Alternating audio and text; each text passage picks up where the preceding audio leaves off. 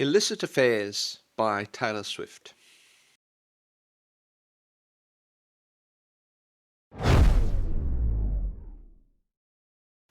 Illicit Affairs is from Taylor Swift's Folklore album.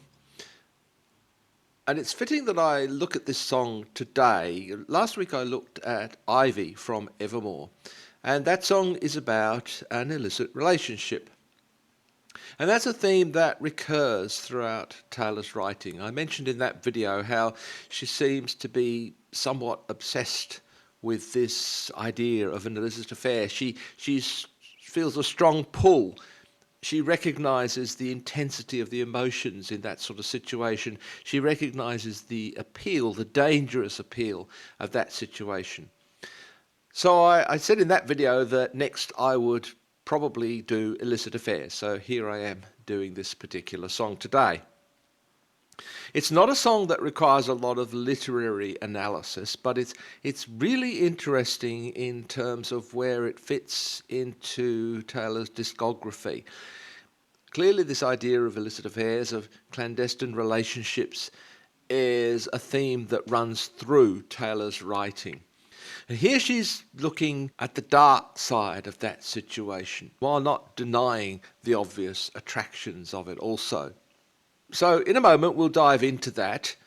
Stick around till the end of the video though, because I'll throw in an extra treat for you. So here it is, Illicit Affairs by Taylor Swift.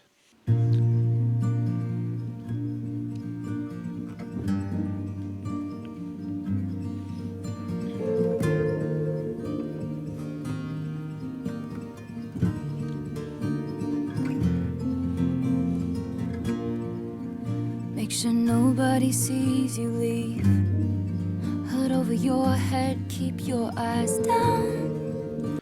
So immediately Taylor is introducing us to the secretive nature of this relationship, of the need to hide it, which I guess is initially part of the attraction of the affair. Make sure nobody sees you leave, hood over head, keep your eyes down, don't meet anyone's eyes. She's delivering these lines with a sad tone. There's a little edge of pain in her voice, maybe other emotions like shame as well. I guess shame is expressed in the idea of keeping her eyes down.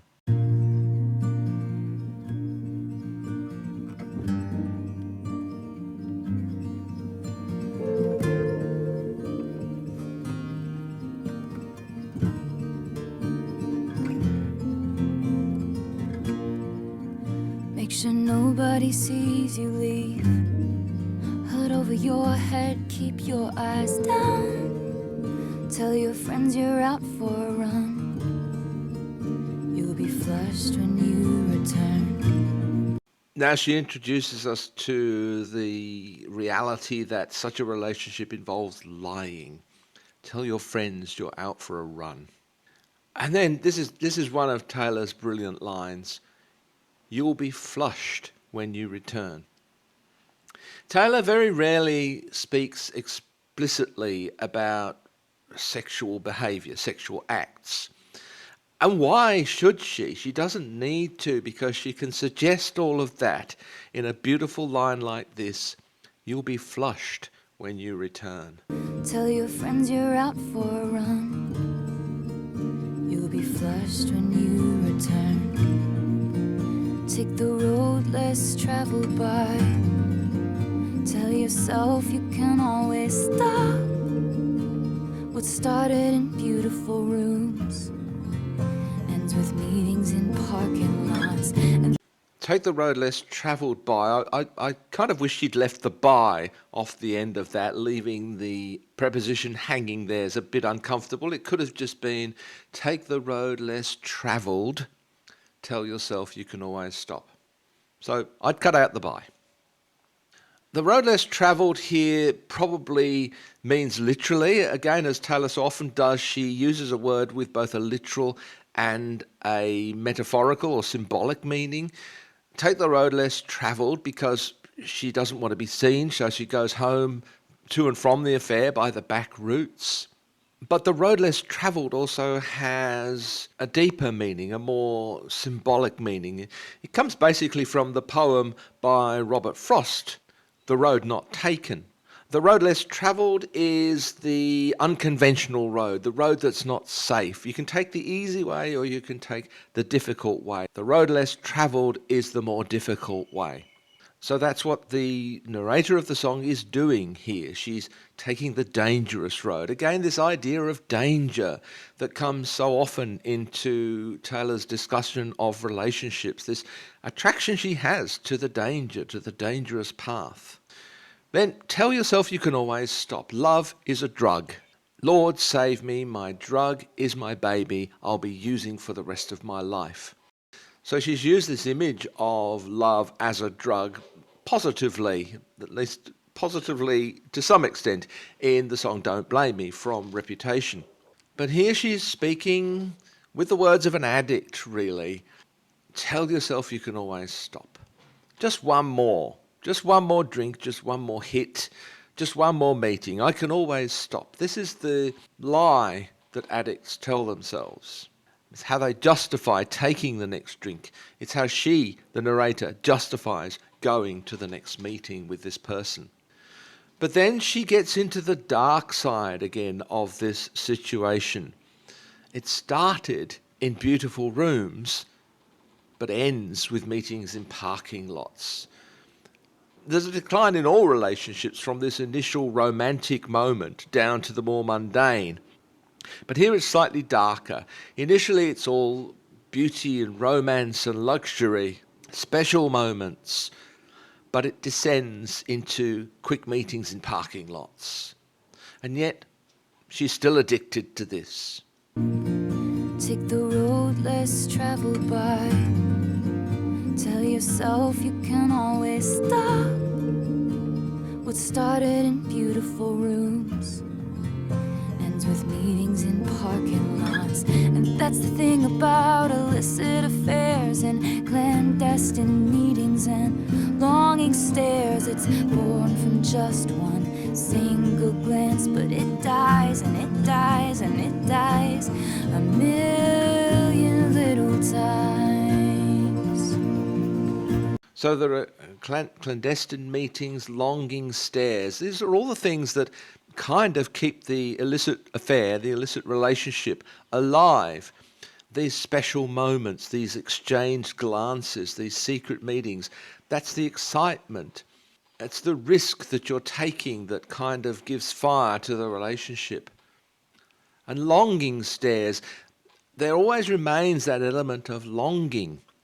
When a relationship's like this, when it's based on only brief encounters, the longing remains. You always want more.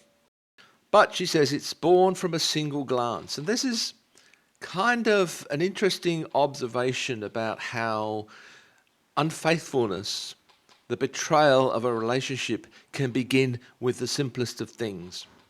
Taylor explores this a little bit in Guilty as Sin, where there's no meeting, there are only thoughts, there are only ideas, but you have the sense that the current relationship that she's in is already being betrayed to some extent just by the thoughts that she's having. So she's guilty as sin, guilty as if she'd actually done it.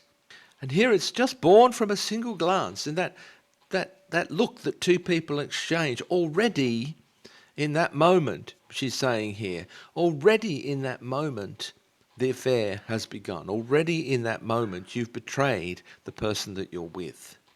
But then, of course, it dies, and it dies, and it dies a million little times. For that one glance, for all these clandestine meetings, for all these longing stares, all of which are so good, or appear so good, nevertheless, it dies over and over again. That's the flip side. That's the pain that comes with this. You have the highs, but you have the inevitable lows. The highs are brief, but the lows just come and come and come. And the relationship dies slowly, painfully, like death by 1,000 cuts. But you're addicted, you're hooked. And if you were to stop, the longing stares would return. It's a trap. The illicit affair is a trap from which she can't escape. What started in beautiful rooms ends with meetings in parking lots. And that's the thing about illicit affairs and clandestine meetings and longing stares. It's born from just one single glance, but it dies and it dies and it dies a million little times.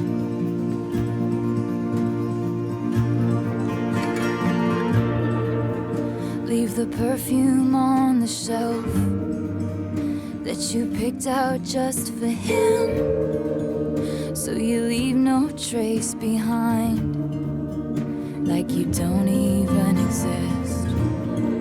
I'm not entirely sure what she means here by leave the perfume on the shelf. I'm not sure what shelf or whose shelf she's referring to here. The idea, though, is that she doesn't want to leave any trace behind. She doesn't want to leave any clues behind. But I'm a little confused by the actual story element here. Where is she leaving the perfume? She can't be leaving it at home where presumably her husband might find it. If the man she's having this affair with is married, she can't leave that perfume at his home where the wife might find it. So I'm not sure what shelf she means here. Maybe you can clarify that for me. Maybe there's also just a hint here of the idea of being left on the shelf, being passed by life, passed by potential lovers. I'm not sure. That's unclear to me. But the idea is that she wants to leave no trace behind. She wants to be invisible, like you don't even exist. So the price that she pays for this affair is to become invisible, to cease to exist on some level at least. Leave the perfume on the shelf that you picked out just for him, so you leave no trace behind, like you don't even exist. Take the words for what they are, a dwindling mercurial high, a drug that only worked the first few hundred times. Take the words for what they are. So here she's being honest with herself as the narrator, understanding that the words that are being exchanged between her and her lover are not entirely the truth. They're not entirely honest, that they don't carry the meaning that they once did. I think this can be true even of ordinary relationships where, for example, we keep using the word love in a relationship. I love you at the beginning of the relationship means one thing, but over time, I love you loses its full resonance. It comes to mean something slightly different, not necessarily something worse always, but something slightly different. It doesn't carry the passion that it once did. So even though in this relationship they might be using the same words that they did at the beginning, somehow they don't quite mean what they did. So she has to take them for what they are, a dwindling mercurial high. Mercurial refers to something that's unpredictable, subject to change. So that's what these words have become. They become kind of changeable. Their impact is dwindling. So, and again, she compares it here to a drug that only worked the first few hundred times. The dwindling effect of the drug. And it's the same with this relationship, the dwindling effect of the meetings, the dwindling effect of the words that they say to each other. It's dying a million little times. Take the words for what they are, a dwindling mercurial high, a drug that only worked the first few hundred times. And that's the thing about illicit affairs and clandestine meetings and stolen stares. They show their truth one single time, but they lie and they lie and they lie a million little times. We come again to the chorus here, which she changes up quite significantly, I think. We've gone from longing stares to stolen stares. So it begins with longing, but it soon becomes these quick stolen glances, again emphasizing here the need for secrecy, the need to keep things hidden. So now they can only steal occasional glances. And these stares show their truth one single time, perhaps in that initial longing, but they lie and they lie and they lie a million little times. All of the dishonesty that's involved in this relationship, the dishonesty with their partners, the dishonesty with their friends, and their dishonesty to themselves and to each other. What starts as longing stares begins to be stolen stares. The words that they said to each other, which carried all this meaning, become, I guess, mechanical. They no longer carry the meaning they had, but they continue to lie to everyone, to themselves, to each other, a million times. And that's the thing about illicit affairs and clandestine meetings and stolen stares. They show their truth one single time, but they lie and they lie and they lie a million little times. And you wanna scream, don't call me kid, don't call me baby. Look at this godforsaken mess that you made me. You showed me colors you know I can't see with anyone else. Don't call me kid, don't call me baby. Look at this idiotic fool that you made me. You taught me a secret language I can't speak with anyone else. And you know damn well, for you I would ruin myself a million little times. This is interesting from the point of view of the structure of the song, because this feels like a bridge and you want to scream. But it's not a bridge because it doesn't lead to another verse, it doesn't lead to another chorus. It's also, therefore, an outro. But it's kind of unusual in terms of the structure of the song. But it's also an amazing shift in the emotional tone of the song. And you want to scream. So this is the frustration, the pain that comes with this relationship. You want to scream, don't call me kid, don't call me baby. Don't use those terms. These are the words that no longer carry the meaning that they once carried. Don't use them. Please don't use them. And look at this godforsaken mess that you made me. There's so much passion in that. She's falling apart. At this point, she blames him for this. I think in the context of any relationship like this, that's clearly unfair, but that's what she's feeling at the time.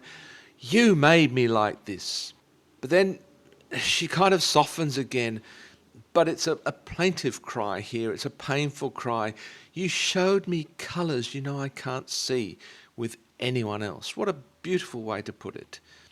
In Out of the Woods, when she talks about that relationship, she talks about the world being black and white, but their relationship was full of colour. Well, that's kind of what's happening here too. He shows her new colours that she didn't even know existed, that she can't see with anyone else. So even through the pain and the heartache and the agony really that's coming with this relationship, she knows that he's shown her colours that she can't see anywhere else. The world is never going to be the same again for her. She's never going to be able to experience it in the same way because he showed her colours that she can't see with anyone else.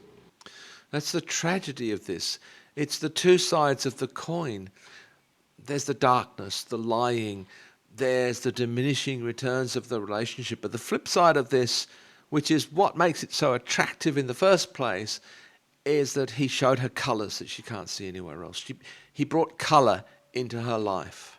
And then she reiterates, don't call me kid, don't call me baby. Look at this idiotic fool that you've made me. So, godforsaken mess, idiotic fool. She knows she's being foolish. She knows she's being an idiot. You taught me a secret language I can't speak with anyone else. He showed her colours she can't see with anyone else.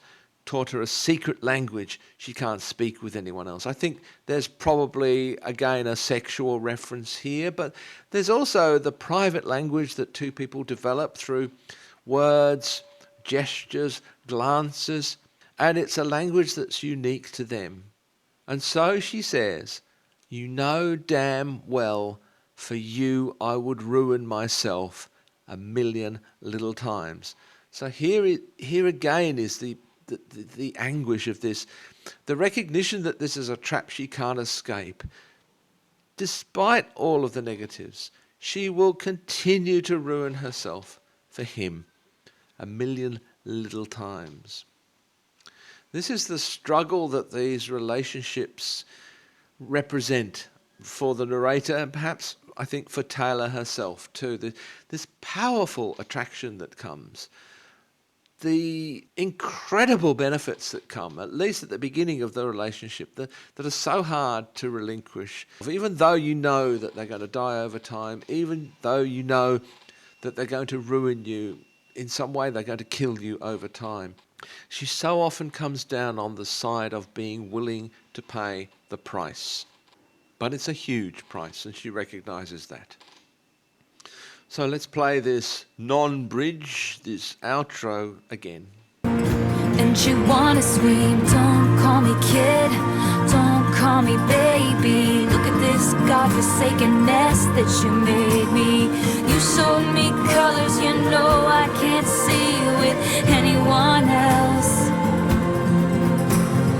Don't call me kid, don't call me baby. Look at this idiotic fool that you made me. You taught me a secret language I can't speak with anyone else. And you know damn well, for you I would ruin myself 1,000,000 little times.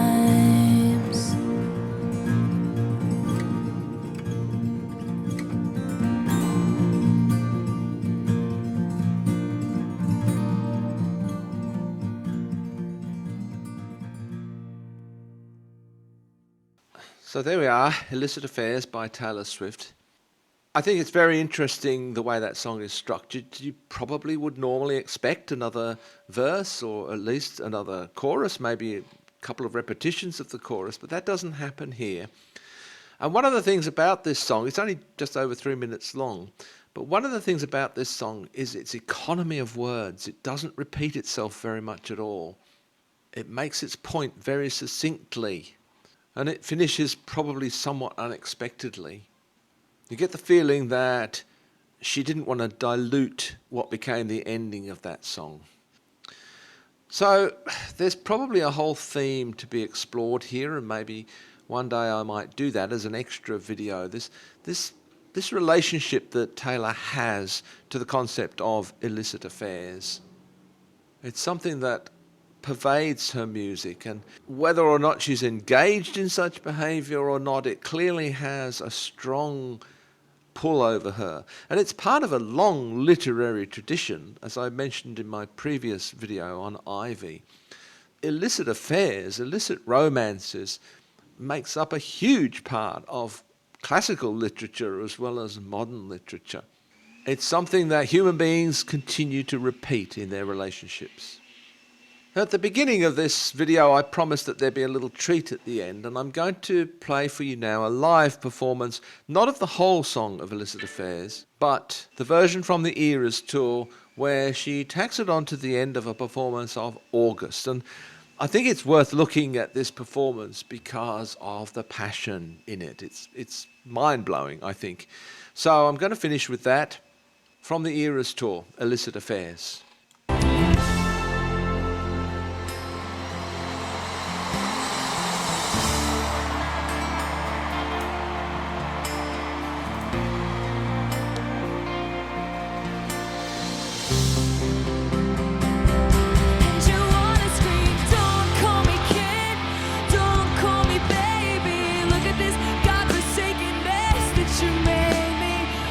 Showed me colors you know I can't see with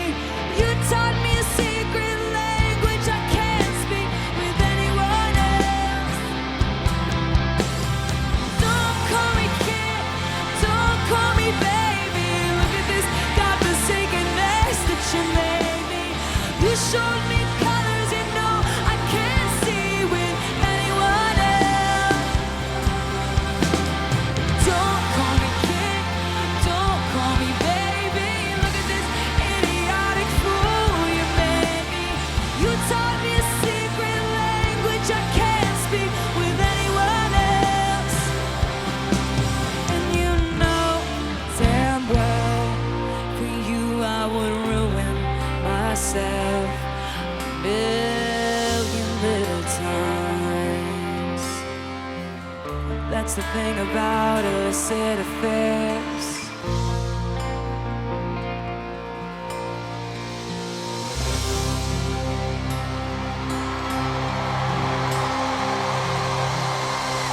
I think that is one of the spine-chilling, goosebump-generating moments of the Eras tour, at least in the movie version of the tour. And towards the end of the song, when she says, "You know damn well I would ruin myself," there's that, I don't know whether I'd call it the stink eye, but it's this look that Taylor gives. And I would not want to be the recipient of that look. But it illustrates how this illicit affair somehow becomes a mixture of love and hate. Anyway, I hope you enjoyed that. As I say, that might be a theme, this whole theme of a betrayal and illicit relationships. It might be a theme that I choose to explore at some time. Don't wait around for it though, because it would be one of those videos that takes quite a bit of work. I'd probably post it midweek. I've got a couple of things in mind. I'll talk about another one another time.